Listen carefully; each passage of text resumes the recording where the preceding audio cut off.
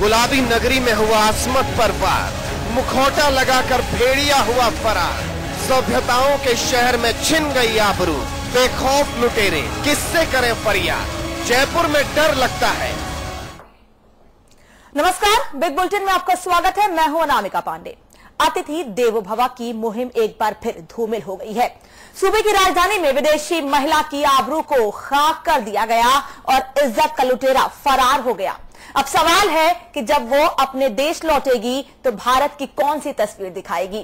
सवाल ये भी कि क्या ये सभ्यताओं का वो शहर नहीं है जिसे हम गुलाबी नगरी कहते हैं, और क्या शहर की हिफाजत करने वाला कोई नहीं है। आज बात इसी मुद्दे पर, लेकिन उससे पहले इस रिपोर्ट को देखिए।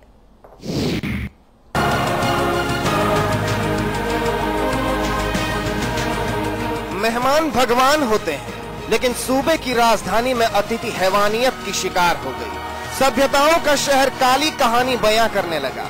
विदेशी महिला की इज्जत पर वार हुआ और गुलाबी नगरी के रखवाले कुछ भी नहीं कर पाए। देखिए, पर्यटन निश्चित रूप से सुरक्षित है। जिस प्रकार से राजस्थान के अंदर विशेष रूप से जयपुर के अंदर हर साल साल दर साल पर्यटकों की जो संख्या बढ़ रही है, वो इस बात का द्योतक है कि यहाँ पर पर्यटक भी सुरक्षित है। यहाँ की पर्यटन के स्थल है वो भी अपने हिंदुस्तान के अंदर एक स्थान रखते हैं। और कोई गुनाहगार होगा, निश्चित रूप से कोई और गुनाहगार निकला तो मैं समझता हूँ किसी भी प्रकार की कोताही, और विशेष रूप से अगर पर्यटक के साथ में किसी प्रकार की कोई वारदात हो गई तो इस सरकार के रहते हुए इसके अंदर के हर अंजाम तक कार्रवाई होगी। और देश की खूबसूरती से अनजान विदेशी मेहमान, और जब हकीकत से दीदार हुआ तो सूबा शर्मसार हो गया। गाइड की नापाक निगाहों ने घिनौनी तस्वीर का सामना कराया। जब से राजस्थान में भाजपा की सरकार बनी है और महिला मुख्यमंत्री होते हुए इसके पश्चात भी राजस्थान में अपराध में बड़ी बढ़ोतरी हुई है, और क्राइम न कि चोरी चकारी, लूट डकैती, यहाँ तक कि बलात्कार आए दिन अखबारों में समाचार आता है। गाइड के बाद संवाहक में कहर का सफर कराया। मंजिल पर पहुंचाने के बाद जिस्म की सौदेबाजी पर उतर आया। एक राजधानी में 2 विदेशी मेहमानों की इज्जत मिट्टी में मिला दी गई। अब जब वो अपने देश लौटेंगे तो बढ़ते भारत की कौन सी तस्वीर पेश करेंगे।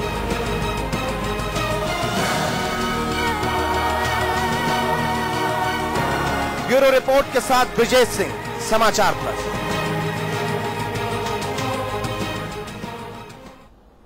इस पर चर्चा करने के लिए हमारे साथ हमारे खास मेहमान जुड़ेंगे, लेकिन चर्चा की शुरुआत करते हैं हमारे मैनेजिंग एडिटर अमिताभ अग्निहोत्री जी से। अमिताभ जी, लगातार राजस्थान में मामले सामने आ रहे हैं रेप के, और विदेशी महिला के साथ रेप का मामला सामने आया है।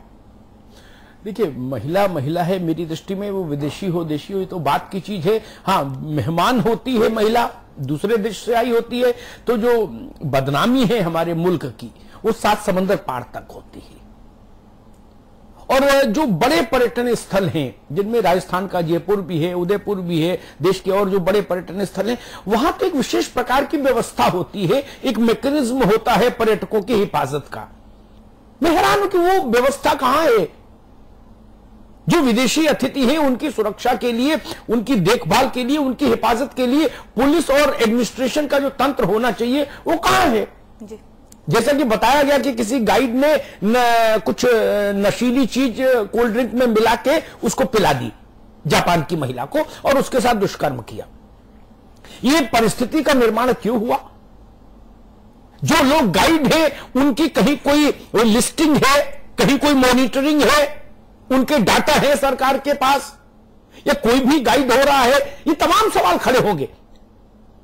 टैक्सी जो लोग चल विदेशी मेहमानों की सेवा में जो टैक्सी लग रही है, उनका कंप्यूटराइजेशन है, उनके ओनर्स का, उनके ड्राइवर्स का, या नहीं? ये बहुत आज के समय में जब से अपराध का ग्राफ बढ़ रहा है दुनिया भर में, वहां आपको एक नए किस्म के तंत्र की जरूरत पड़ रही है। दिल्ली में अभी एक कैब में एक बच्ची के साथ दुष्कर्म हुआ था, उसके पास से इस बात को बहुत महत्व दिया गया पूरे देश भर में कि भाई जो टैक्सियां चल रही हैं उनका भी कंप्यूटराइजेशन होना चाहिए, उनका सारा विवरण सरकार के पास, पुलिस के पास सुरक्षित होना चाहिए।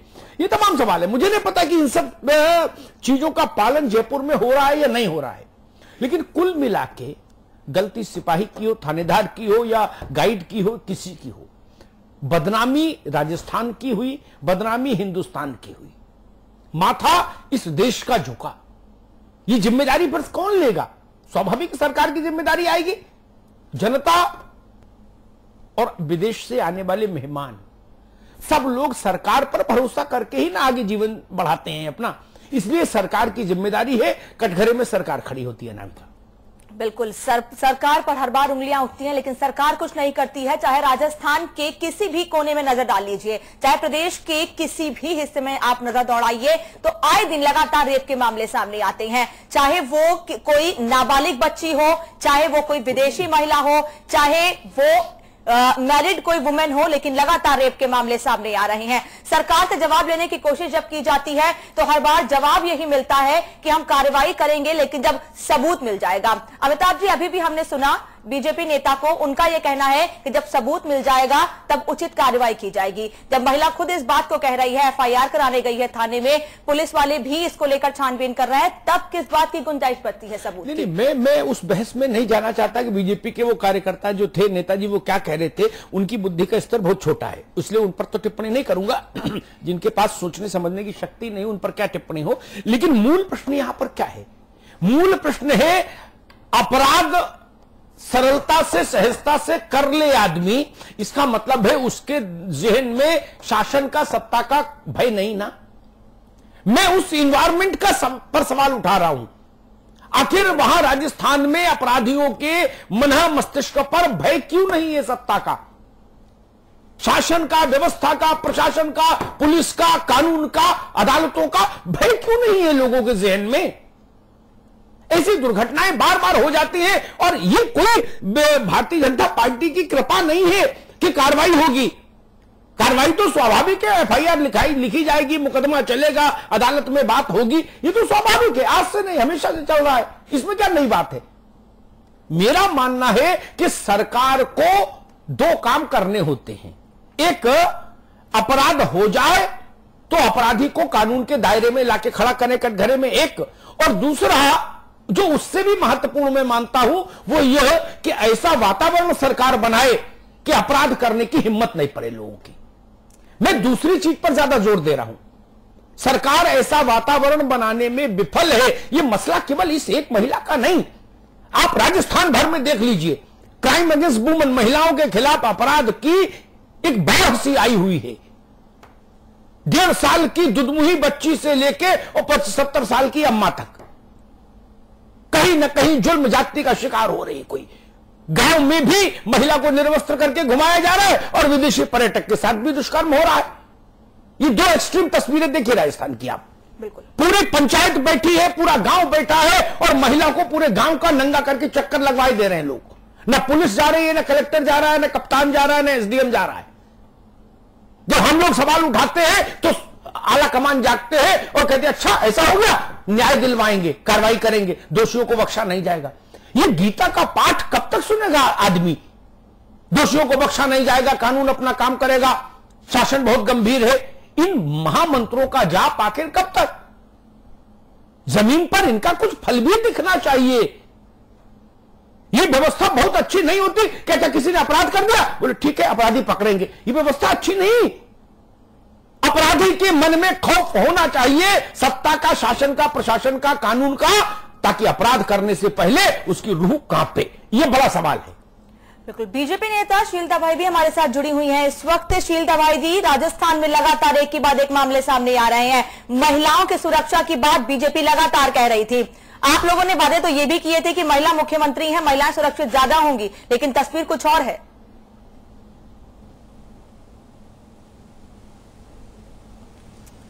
शीलता भाई जी, आप तक मेरी आवाज पहुंच रही है? हाँ।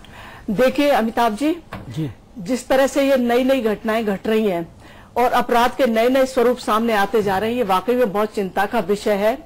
और मैं ये भी कहना चाहूंगी कि भारतीय जनता पार्टी ये बिल्कुल सही है कि ये वादा करके आएगी कि महिलाओं पर जो अब तक अत्याचार हो रहे थे, उत्पीड़न हो रहे थे, उन पर लगाम लगेगी। और मैं कहती हूँ कुछ हद तक लगी भी है। मुख्यमंत्री जी एक महिला होने के नाते बहुत ही संवेदनशील है। उन्होंने पुलिस प्रशासन को भी इस बारे में चर्चा की है, समय समय पर मीटिंग करके उनको नए नए तरीके अपनाने के कहा गया है। पुलिस भी बहुत सतर्कता बरत रही है और जहां भी अपराध होता है तुरंत अपराध की कोशिश की। शील जी, はい。 शील जी, आपकी बात का बहुत अदब से मैं खंडन करूं। はい。 शील जी, はい। आपकी बात का बहुत अदब से मैं खंडन करूं। आपकी बात का बहुत अदब से मैं खंडन करूं। आपकी बात का बहुत अदब से मैं खंडन करूं। आपकी बात का बहुत अदब से मैं खंडन करूं। आपने कहा जहां तक मुमकिन है रोक लगी भी है, ये जानकारी गलत है। आपकी ही सरकार के आंकड़े, मेरे नहीं, आपकी ही सरकार के आंकड़े ये बताते हैं कि महिलाओं के विरुद्ध अत्याचार और अपराध में बढ़ोतरी हुई है, वो भी ठीक ठाक बढ़ोतरी हुई है, थोड़ी बहुत नहीं। इसलिए ये कहना तो तत्काल प्रभाव से बंद कर दीजिए अभी से कि अंकुश लगा है। ये कहिए कि हां महिलाओं के खिलाफ अपराध बढ़े हैं हमारे राज्य में। आपकी सरकार के आंकड़े कह रहे हैं, मेरे आंकड़े नहीं, कांग्रेस के आंकड़े नहीं, जनता के आंकड़े नहीं, एनजीओ के आंकड़े नहीं, आपकी सरकार के होम डिपार्टमेंट के आंकड़े कहते हैं कि महिलाओं के विरुद्ध अपराधों में बढ़ोतरी हुई है। सिंह जी, इसका दोष तो किसी और के सिर नहीं जाएगा ना। देखिए अमिताभ जी, जहां तक अपराध, आप, मैं मानती हूं कि आप जो कह रहे हैं कि अपराध बढ़े हैं, लेकिन उसी स्तर पर मैं दूसरा शब्द यूज करूं कि युद्ध स्तर पर पुलिस भी इसमें सक्रिय है और अपराधियों को पकड़ने की कोशिश की जा रही है। और अभी जो 1-2 दिन में हुए हैं उनको पकड़ा भी गया, उनकी तस्दीक भी हो रही है। लेकिन साथ में मैं ये भी कहना चाहूंगी कि हमारा जो कानून व्यवस्था है उसको इतना स्ट्रांग करना होगा कि अपराध, जैसा कि आप कह रहे हैं कि अपराधी अपराध करने से 100 पहले उसकी रूह कांप उठे और तुरंत इस पर न्याय होना चाहिए और तुरंत ही अपराधी को सजा दी जानी चाहिए, सख्त से सजा दी जानी चाहिए। शील जी, शासन का इकबाल क्यों नहीं है? अपराधी की रूह इकबाल से कांपती है जब शासन का इकबाल दिखता है। इकबाल कहां है? वही तो मैं ढूंढ रहा हूं टॉर्च लेके। सत्ता का, शासन का, प्रशासन का, अदालत का, दरोगा का, सिपाही का, होमगार्ड का, डीजी का इकबाल कहां है? देखिए इकबाल, ये जी शील जी, आपकी आवाज आ रही है? मैं जी बीच में नहीं आ रही थी। मैं अमिताभ जी कहना चाहती हूँ कि आप ये कह रहे हैं कि इकबाल बना रहना चाहिए, इस दिशा में प्रयास हो रहे हैं, पर मैं बार बार ये कह रही हूँ कि कानून जब तक कड़ी से कड़ी सजा नहीं देगा तब तक अपराध पर अंकुश लगना संभव नहीं है। ये केवल राजस्थान की बात नहीं है, ये पूरे हिंदुस्तान की बात है, सारे हिंदुस्तान में लागू होना चाहिए। और जिस तरह से कि विदेशों में जो अपराध किया, अपराध के बदले अपराध, हाथ के बदले हाथ, कान के बदले वो कानून नहीं लागू हो सकता यार, वो बर्बर कानून है। मैं आपसे एक निवेदन करूं, आपकी सरकार जब से आई है तब से उस 1 साल की अवधि में और जब पुरानी सरकार थी उसके 1 साल की अवधि में महिलाओं के विरुद्ध अत्याचार में 25% के आसपास का इजाफा है। तो इस 25% बढ़त की जिम्मेदारी तो आपके सिर आएगी ना केवल और केवल, बाकी सब चीजें आप छोड़ दो। पहले अगर 100 अपराध हो रहे थे 1 साल में तो अब 125 होने लगे, ये तो जिम्मेदारी आपको लेनी पड़ेगी, ये दोष तो आपके सिर आएगा। शील जी, शील जी, अब तक हमारी आवाज पहुंच रही है? कट कट के समझ में नहीं आ रहा। हेलो, हाँ अमिताभ जी, शील जी, आप तक हमारी आवाज पहुंच रही है? हाँ अब आ रही है। शील जी, मैं पूछ रहा था कि आपकी सरकार के कार्यकाल में 25% के आसपास महिलाओं के विरुद्ध अपराधों में बढ़ोतरी हुई है, इस बढ़ोतरी के 25% की जिम्मेदारी कौन लेगा? देखिए, निश्चित तौर पर सरकार की यह जिम्मेदारी है, मैं इसको स्वीकार करती हूं, लेकिन मैं कह रही हूं उसी तरह से, उसी स्तर पर सरकार सक्रिय भी है। फिर अपराध क्यों बढ़ रहे हैं? फिर अपराध क्यों बढ़ रहे हैं? देखिए, अपराध के नए नए रूप आ रहे हैं, अपराध हो जाता पता नहीं चलता, लेकिन फिर भी जो पुलिस प्रशासन है उसने नए नए तरीके इजाद किए हैं। मोबाइल्स में नंबर डाले हैं, वैन लगाई है, पुलिस थाने बनाए हैं, ज्योति खंडेलवाल, ठीक है शील जी, ठीक है। ज्योति खंडेलवाल जी, आपको मेरी आवाज आ रही है? हाँ जी, बिल्कुल आ रही है अमिताभ जी। नमस्कार। नमस्कार। राजस्थान में महिलाओं के विरुद्ध अपराध, ये एक बड़ा वो है जिसको मैं कहूं राजस्थान के चेहरे पर एक बड़ा कलंक है, और कई बार तो ये देश का माथा झुकाता है, जैसी आज की ये घटना है, कल की एक विदेशी महिला के साथ जो दुष्कर्म हो गया। कि सवाल देशी और विदेशी का नहीं, मैं महिला में फर्क नहीं करता, वो देशी हो, वो विदेशी हो, वो अपर कास्ट की हो या लोअर कास्ट, इन सब बातों में मैं भेद नहीं करता, महिला है। राजस्थान में महिलाओं के विरुद्ध अपराधों में बढ़ोतरी हुई है, मूल समस्या की जड़ कहां है ज्योति खंडेलवाल? मूल समस्या की जड़ अमिताभ जी मेरी नजर में इस बात में है कि जब ये अपराध होते हैं तो उस अपराध के बाद जो रिएक्शंस आने चाहिए, या महिलाएं जब पुलिस स्टेशन पुलिस थानों पर पहुंचे तो जो सक्रियता पुलिस को दिखानी चाहिए वो सक्रियता पुलिस की ओर से नहीं दिखाई देती, जिससे अपराधियों में जो भय होना चाहिए वो भय पूरी तरीके से समाप्त हो चुका है। और उस पर फिर ये और होता है कि जो अधिकारी महिला जब वहां पहुंचे और उससे सेंसिटिव तरीके से, संवेदनशील तरीके से बात नहीं करे, उसके शिकायत पर एक्शन नहीं ले, ऐसे अधिकारियों के विरुद्ध सरकार की कोई एक्शन नजर नहीं आता और सरकार की एक संवेदनहीनता यहां पर नजर आती है, जो लगातार पुलिस के अधिकारियों को, जैसे अभी शील जी भी कह रही थी, हमने ये बढ़ा दिया, हमने वो बढ़ा दिया, हमने ये कर दिया, हमने वो कर दिया, और फिर उसके बाद भी आपके अपराध बढ़ रहे हैं। तो अगर आप सरकार उनको बचाने में लगी रहेगी, बल्कि मैं कहूंगी शील जी को तो इस वक्त ये बयान देना चाहिए था कि नहीं, ये निश्चित रूप से एक बहुत चिंता का विषय है और हमारे जो मंत्री हैं, हमारी जो मुख्यमंत्री हैं, वो इस चीज को लेकर के निश्चित रूप से आगे का पूरा एक्शन प्लान जो देंगी और जो अधिकारी काम नहीं करेगा उसके खिलाफ कार्रवाई होगी। लेकिन एक भी अधिकारी के खिलाफ कार्रवाई होती हुई नहीं दिखती और कोई एक्शन प्लान जो है वो नजर नहीं आता। मैं यूं कहूंगी आपको कि अगर आप देखेंगे बिल्कुल पीछे लगी हुई है। अरे आप मैं तो अमिताभ जी आपने भी एक बात और कही कि 25% की जिम्मेदारी सरकार की नहीं, अमिताभ जी 125%, 125 की जिम्मेदारी सरकार की। चुनाव लड़ रहे थे ज्योति खंडेलवाल, एक मिनट, मेरा कहने का आशय ये था कि उसको आप ये कह के बच भी सकते हो कि वो तो पहले भी हो रहा था, लेकिन ये जो 25% है तो सीधे आपके गले में। खैर, शील धवई जी, मैं आपको एक आईना दिखाता हूं, कितना ब्लूप्रिंट बना है, कितना एक्शन प्लान बना है। आपके सूबे में एक महिला के साथ, एक बच्ची के साथ दुष्कर्म होता है, एफआईआर लिखवाती है, नाम दर्ज रिपोर्ट करवाती है, 15 दिन उसको अनशन पर बैठना पड़ता है कि ये है दोषी, ये घूम रहा है, ये भाजपा का नेता है, मोहल्ले का, लोकल स्तर का, इसको बंद करो। इसके लिए उसको आमरण अनशन पर बैठना पड़ता है, भूख हड़ताल करनी पड़ती है, और उसके बाद पुलिस उस दोषी को बंद नहीं करती, उस लड़की को जबरन उठा के ले जाती है। ये आईना है। शील धवई जी कहां जाएंगी, क्या बोलेंगी? इसके बाद भी अगर आप बोल सकती हैं तो आपको प्रणाम, अगर इस घटना के बाद भी आप बोल सकती हैं तो आपकी हिम्मत को प्रणाम करता हूं। देखिए अमिताभ जी, कई बार ऐसा हुआ है, मैं आपको उदाहरण देके बता सकती हूं कि एक स्कूल में एक टीचर ने अपने साथी पर एक गलत इल्जाम लगा के उस पर ये केस दर्ज कर दिया। खूब जांच पड़ताल हुई और जब हकीकत सामने आई तो वो सिर्फ बदला लेने के लिए शील धवई, मैं आपको बड़ा आश्चर्य होता है, बात सुन लीजिए, आप अपने चुनावी कहते रहे। ज्योति जी मेरी बात सुन लो, पूरी बात सुन लो। शील जी, जब मैं बात बीच में, लेकिन मैं तो आपको आप महिला एक महिला के साथ ऐसी घटना हो रही है और आप मेरी बात बचाने की कोशिश कर रहे हैं। इसमें तो पार्टी से ऊपर उठ करके आप महिला होने के नाते बात करनी चाहिए। पूरी बात तो बहुत आश्चर्य हो रहा है आपके इस बयान पर, और ऐसे ही संवैधानिक बयान जब बीजेपी के आते हैं ना, तभी सरकार का जो चेहरा है ना वो सामने नजर आता है। पूरी एक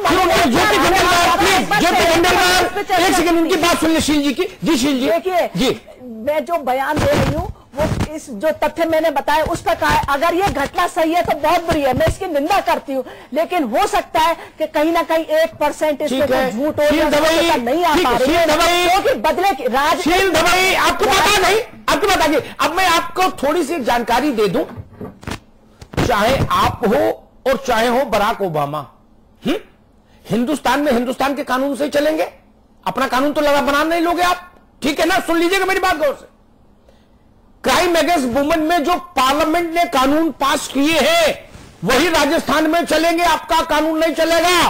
वो कानून और सुप्रीम कोर्ट के फैसले ध्यान से सुनिएगा, इससे विजन बड़ा होगा। वो कहते हैं कि अगर नामजद रिपोर्ट है पीड़िता के द्वारा तो आदमी तत्काल गिरफ्तार होना चाहिए। वो सही है कि गलत है इसका फैसला अदालत में होगा।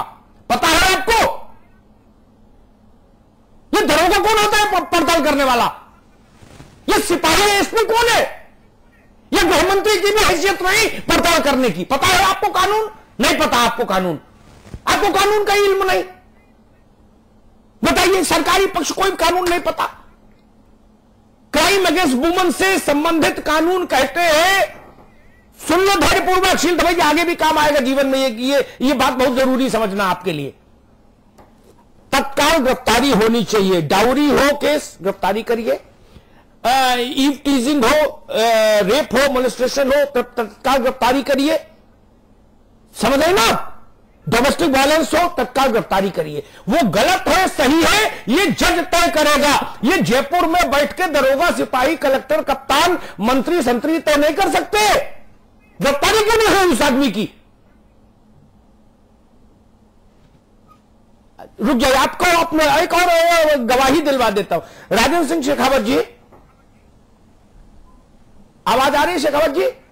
हाँ आ रही है, बिल्कुल आ रही है साहब। हिंदुस्तान में जो कानून है महिलाओं को सुरक्षा देने के, वो कानून और कई मामलात में सुप्रीम कोर्ट के निर्णय इस बात की पुष्टि करते हैं कि अगर नामजद रिपोर्ट है अपराधी के खिलाफ तो उसकी तत्काल प्रभाव से गिरफ्तारी होनी चाहिए। अगर वो फरार है तो फिर बाकी जो न्याय की प्रक्रिया है, कुड़की से लेके घर पे छापा तक, वो सब पूरी होनी चाहिए। ठीक बात। लेकिन राजस्थान में एक लड़की को 15 दिन आमरण अनशन पर बैठना पड़ता है कि भाई ये आदमी घूम रहा है सामने, दरोगा जी उसको गिरफ्तार करो। और वो आदमी गिरफ्तार नहीं होता है इसलिए क्योंकि वो एक पॉलिटिकल पार्टी का कार्यकर्ता है।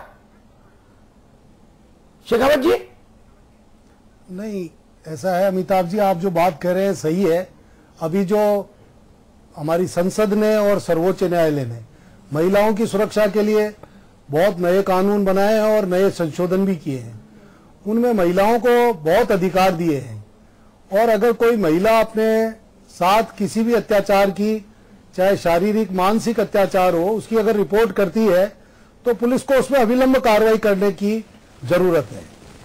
और जैसा आपने बताया कि एक औरत है, उसके साथ अगर कोई अन्याय हुआ है और वो धरने पे बैठना पड़ रहा है उसको 15 दिन तक, और जो अपराधी है बेखौफ घूम रहा है, तो या तो पुलिस को स्पष्ट करना चाहिए कि एलईबी जो उसकी अपराधी की है, कि साहब जैसे अगर किसी ने आरोप लगाया कि साहब ये मेरे साथ जयपुर में घटना हुई और ये पता चले कि वो जैसलमेर के अस्पताल में अपना ऑपरेशन करा रहा था, तो उस स्थिति के अंदर तो एलईबी स्पष्ट करे पुलिस, वरना उसको गिरफ्तार करना चाहिए।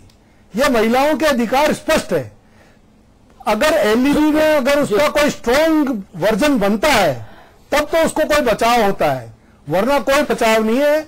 महिलाओं के जो अत्याचार है, दुष्कर्म के अत्याचार है, इसके मामले में पूरा देश जो निर्भया कांड के बाद परिस्थितियां बनी थी उसके अनुरूप एक नया वातावरण तैयार हुआ और उसमें ऐसे अपराधियों के प्रति कठोर कार्रवाई की सभी ने अनुशंसा की है। तो मैं ये मानता हूं कि इसमें कोई ज्यादा सोच विचार की भी जरूरत नहीं है। या तो पुलिस स्पष्ट करे कि साहब ये मामला नहीं बनता, इस कारण नहीं बनता, और यह तुरंत कार्रवाई करे। वैसे मैं एक बात कहूं, निर्भया के बाद जो पार्लियामेंट ने अमेंडमेंट किए, उनके बाद जो हमारे कानून का मूल स्वर है ना शील भाई जी, वो मालूम क्या है? जब राजस्थान भी उसी भारत का ही अंग है, इसलिए वो कानून आप पर भी लागू उतने, आपकी सरकार पर भी। मूल स्वर ये बनता है जिस पर आरोप लगा है उस पर जिम्मेदारी है ये साबित करने की कि मैंने ऐसा काम नहीं किया। पुलिस को सिर्फ इतनी भूमिका रखी गई है महिलाओं के प्रति अपराध के मामले में, मेरी बात को सब लोग गौर से सुनिए, सिर्फ इतनी अधिक भूमिका है कि आप आरोपी को पकड़ के कानून के हवाले करो, बस। दरोगा जी की से लेके डीजीपी तक इससे ज्यादा कोई रोल नहीं। आप उसको पकड़ के अदालत में हाजिर करो, फिर अदालत में उसकी जिम्मेदारी है वो ये साबित करे कि उस पर जो आरोप लगा है वो झूठा है। महिला को साबित नहीं करना। समझिए अंतर मूल कानून को, उसको साबित करना पड़ेगा। बर्डन ऑफ प्रूफ एक्यूज पे है, वो उसको साबित करना पड़ेगा कि हमने नहीं जला के मारा, हमने इनको नहीं प्रताड़ित किया, हमने इनके साथ मोलेस्टेशन नहीं किया, हमने इनके साथ रेप नहीं किया। आप समझ रहे निश्चित भाई जी? आपकी पुलिस गिरफ्तारी नहीं करती, दरोगा कानून को जेब में लिए घूम रहा है, तो ये ऐसी वारदात नहीं होगी क्या? इसलिए मैंने ज्योति खंडेलवाल से पूछा था ना जब, कि मूल कारण क्या है? मूल कारण ये है, जब एक आदमी ही उस इलाके में घूम रहा है और गिरफ्तारी नहीं हो रही और बच्ची बैठी धरने पर, तो उसके बाद 10 का मन बढ़ता है। शील भाई, 10 का मन बढ़ता है। मेरी बात समझ में आई आपको शील जी? गलत बोला हो तो टोकिए शील जी। जी अमिताभ जी, गलत बोला हो तो टोक दीजिए। हमारी आपकी बेटियां हो तो भी हम इतनी ठंडी ठंडी बात करेंगे कि कानून गंभीर है, शासन गंभीर है। अपने यहां पे हाथ रख के देखिए शील जी, ज्योति जी, आप भी, शेखावत जी, आप भी, सब लोग।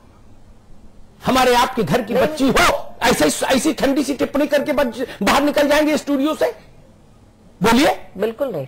गरीब की बिटिया है इसलिए कोई चिंता नहीं, विदेशी है इसलिए चिंता नहीं, दुनिया भर के मुल्कों में भारत का सिर झुकता है। कौन जिम्मेदारी लेगा? कौन तो जिम्मेदारी ले शील जी? शासन को चाहिए ऐसे उदाहरण दे कि अपराधी की रूह नहीं कांपे, अधिकारियों की रूह भी कांपनी चाहिए शासन में, केवल अपराधियों की नहीं, अधिकारियों की भी। एक वारदात पर आपने एसएसपी को नाप दिया होता तो सिपाही तक दुरुस्त हो जाता। ज्योति खंडेलवाल जी गलत तो नहीं कर रहा ना? कई बार छोटी गलती पर बड़ी सजा देनी पड़ती है ताकि एक नजीर बन जाए। शेखावत साहब, गलत तो नहीं अर्ज किया? नहीं, ये बात सही है। क्या है कि जब तक भय नहीं होता प्रीति नहीं होती। कानून की पालना में तो यही है कि अपराधियों के साथ साथ जो अनुसंधान करने वाले लोग हैं उनमें भी एक भय होना चाहिए कि हम कोई गलत काम नहीं करें। हम जो भी इन्वेस्टिगेशन है उसको पूरे मापदंडों के अनुरूप करके जितनी त्वरितता से करें, तभी उसका, जब उसके मन में भय होगा तभी उसको पूरा करेगा।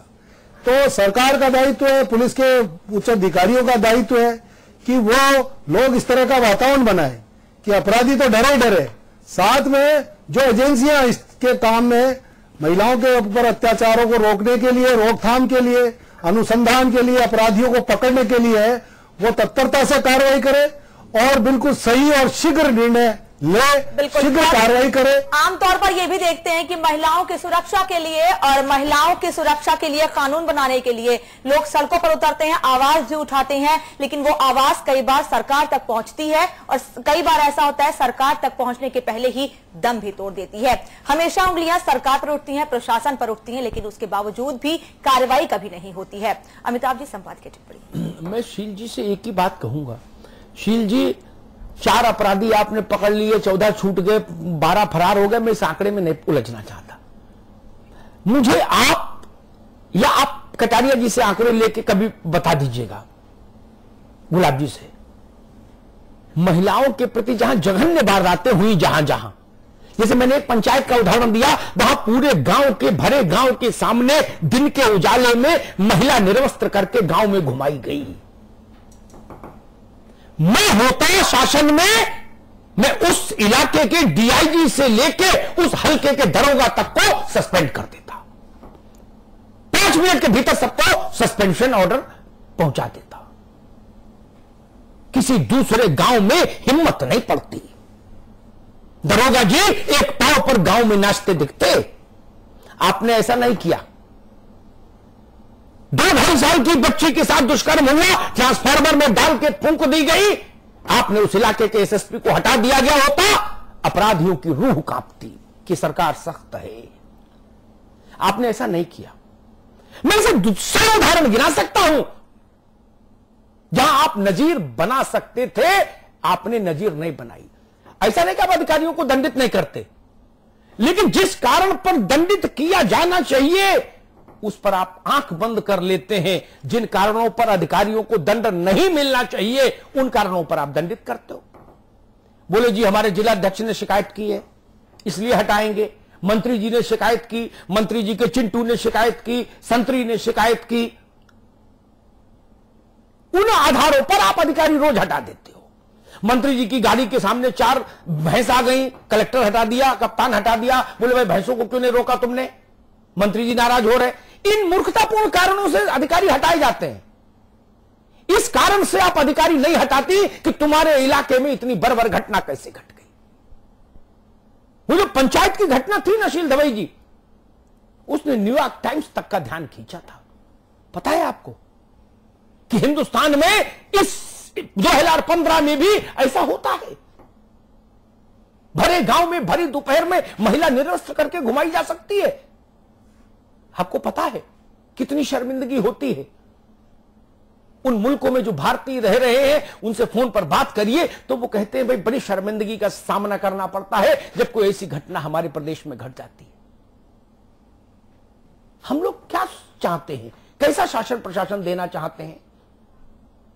और एक ही मैं तो कसौटी जानता हूं, शासन में बैठा अधिकारी और सरकार में बैठा नेता अगर ये मान ले कि ये मेरी बेटी होती तो मैं क्या करता, तो सब व्यवस्थाएं अपने आप दुरुस्त हो जाएंगी, किसी अतिरिक्त कानून की जरूरत नहीं। जिले का एसएसपी मान ले कि ये मेरी बेटी है जिसके साथ दुष्कर्म हुआ, और सरकार मान ले कि हर पीड़िता मेरी बेटी है, अपराध तत्काल प्रभाव से नियंत्रण में आ जाएंगे। शील दवे जी, सिर्फ इतने मानने की देरी है, और जब तक हम ये मानेंगे ये गरीब लोग हैं, मरे जिए हमें क्या, तब तक अपराध नियंत्रण में नहीं आएंगे। ये बात आप गांठ बांध लीजिएगा। बहुत बहुत धन्यवाद। शीलदवाई जी आपका, ज्योति जी आपका, राजेंद्र जी आपका, अमिताभ जी आपका बहुत बहुत धन्यवाद जुड़ने के लिए, चर्चा में शामिल होने के लिए। बिग बुलेटिन ने आज के लिए फिलहाल इतना ही, लेकिन समाचार पत्र खबरें लगातार जारी है।